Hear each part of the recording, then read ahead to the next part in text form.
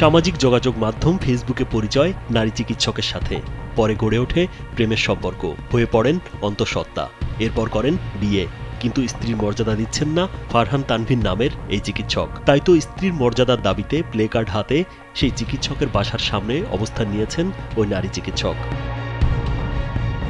বৃহস্পতিবার বিকেলে এমন একটি ভিডিও সামাজিক যোগাযোগ মাধ্যম ফেসবুকে ভাইরাল হয়। ভিডিওতে দেখা যায় ভুক্তভোগী ওই নারী চিকিৎসক প্লেকার্ড হাতে নিয়ে দাঁড়িয়ে আছেন। প্লেকার্ডে ডাক্তার ফারহান তানভীর নামের এক চিকিৎসকের ছবি, আর নিচে লেখা, ডাক্তার ফারহান তানভীর আমার স্বামী, আমি আমার ন্যায্য অধিকার চাই, স্ত্রী হিসেবে মর্যাদা চাই।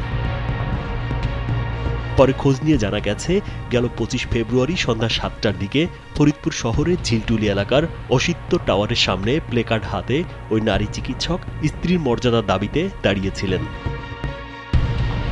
ভুক্তভোগী নারী চিকিৎসক জানান, ডাক্তার ফারহান তানভীরের সাথে গেল বছরের সেপ্টেম্বরের মাঝামাঝিতে ফেসবুকে পরিচয় হয় তার।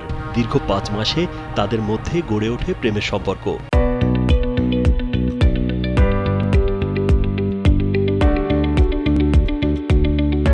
পরে বিয়ের আশ্বাসে কক্সবাজার সহ বিভিন্ন জায়গায় গিয়ে করেন শারীরিক সম্পর্ক।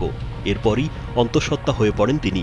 পরে ডাক্তার ফারহান তানভীর 18 ফেব্রুয়ারি ফরিদপুর শহরের টেপাখোলা বাঙালিয়ানা রেস্টুরেন্টে পারিবারিকভাবে তাকে বিয়ে করেন।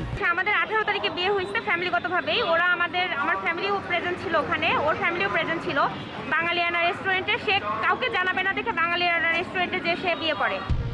বিয়ের পর তাকে বাড়িতে উঠিয়ে না নিয়েই ডাক্তার ফারহান তানভীর ও তার পরিবার তাকে হুমকি ধামকি দেয়া শুরু করে। পরে স্থানীয় প্রভাবশালী সহ এনএসআই ও সাংবাদিক এনে তাকে শাসাতে থাকে। এভাবে ঘটনাটি রাত 11:30 পর্যন্ত চলতে থাকে। এক পর্যায়ে জোরপূর্বক তাদের একটি সিএনজিতে উঠিয়ে দেওয়া হয়। এরপর ফারহান তার সাথে যোগাযোগ বন্ধ করে দিলে গেল 20 তারিখ বিকেলে ঝিলটুরির বাসায় গিয়ে শারীরিকভাবে নির্যাতনের শিকার হন। পরে 999-এ কল দেওয়ার পর থানা থেকে একটি টিম গিয়ে তাকে উদ্ধার করে। তবে এ বিষয়ে মামলা নেয়নি থানার ওসি। এরপরই প্লেকার্ড হাতে স্ত্রীর মর্যাদার দাবিতে দাঁড়ান তিনি। বিয়ের 5 মিনিট পর থেকেই সে আমার বাবা মা প্লাস আমার মামা আমাকে গালিগালাজ করে, হুমকি দেয়, এবং তারা সেখান থেকে আমাদের এটা বলছে যে আমরা যদি ফরিদপুর থেকে এই মুহূর্তে না যাই তাহলে সে আমাদেরকে খুন করবে, গুম করে ফেলবে। তারপর থেকে আমার সাথে তার টোটালি কন্ট্যাক্ট অফ। আমি থানার মাধ্যমে বিচার চাইছি, সেখানেও বিচার পাইনি। তখন বাধ্য হয়ে আমি প্রেগনেন্ট। এই মুহূর্তে আমার তো এছাড়া আর কোনো উপায় নাই। ডাক্তার ফারহান তানভীর ফরিদপুরের মধুখালী উপজেলা স্বাস্থ্য কমপ্লেক্সের মেডিকেল অফিসার হিসেবে কর্মরত আছেন। তিনি ঢাকা মেডিকেল কলেজ থেকে 2016 সালে এমবিবিএস পাশ করেন। তিনি ফরিদপুর শহরের ঝিলটুলি এলাকার মোহাম্মদ আক্কাস আলী মিয়ার ছেলে। অপরদিকে ডাক্তার ফারহান তানভীরের স্ত্রী ওই নারী চিকিৎসকের বাড়ি পাবনার সাথিয়া উপজেলায়। তিনি বগুড়া মেডিকেল কলেজ থেকে 2018 সালে এমবিবিএস শেষ করে এখন ঢাকা মোহাম্মদপুরের একটি বেসরকারি হাসপাতালে কর্মরত আছেন। এ বিষয়ে ডাক্তার ফারহান তানভীরের সাথে কথা বলতে মধুখালী উপজেলা স্বাস্থ্য কমপ্লেক্সে গেলে তাকে পাওয়া যায়নি। হাসপাতাল সূত্রে জানা গেছে তিনি 3 দিনের ছুটিতে আছেন। এদিকে ডাক্তার ফারহান তানভীরের মোবাইলে একাধিকবার ফোন করেও তাকে পাওয়া যায়নি।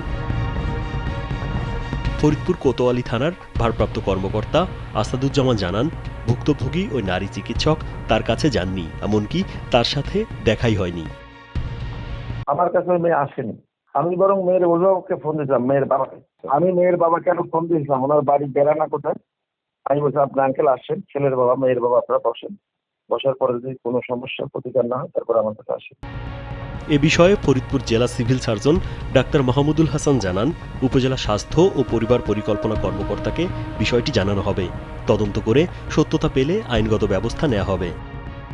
মধুখালীর মেডিকেল অফিসার, মধুখালীতে আমাদের যে ইউএসএনএফপি আছে, উপজেলা হেলথ এন্ড ফ্যামিলি প্ল্যানিং হচ্ছে, তার আন্ডারে আর কি আমাদের মধুখালী। ওনাকে আমি বিষয়টা জানাবো। আপনার মারফতে আমি জানতে পারলাম তার মেডিকেল অফিসারে এই ধরনের একটা অভিযোগ আসছে। আপনি জিনিসকে তার ব্যবস্থা নেওয়া দরকার, সেটাই আমরা নেব।